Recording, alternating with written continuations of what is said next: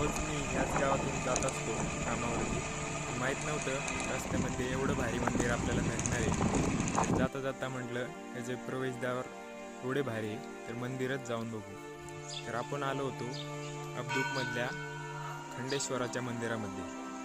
आणि तिथं आल्यानंतर इतकं भारी वाटलं. प्राचीन मंदिर आहे आणि ज्यावेळेस म्हटलं एक मंदिर असेल फक्त, पण आतमध्ये गेलो तर इतकं भारी वातावरण होतं.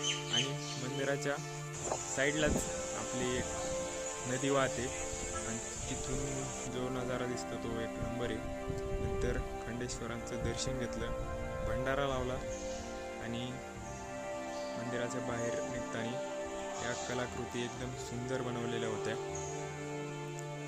आणि हे मोठं कासवसुद्धा तुम्ही पाहू शकता.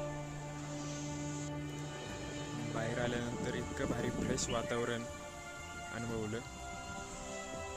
आणि जे बाकीचे मंदिर होते तिथंसुद्धा आपण गेलो. तर खरंच अब्दुकमध्ये जर तुम्ही आसपास असणार तर ह्या मंदिराला नक्कीच एकदा भेट द्या. कारण इथे पाहण्यासारखे भरपूर आतमध्ये मंदिर आहेत आणि देखावेसुद्धा आहेत.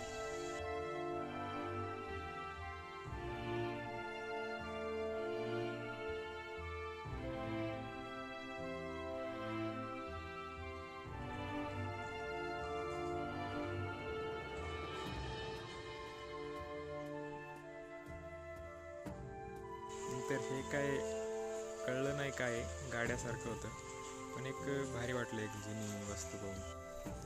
नंतर प्रत्येक आपण देवळात गेलो तर महादेवाचं मंदिर आपल्याला पाहायला भेटतंच आणि एकदम दगडी बांधकामामध्ये. नंतर पाहिले मोठे मोठे दीपस्तंभ, नंदी आणि महादेवाच्या पिंडी.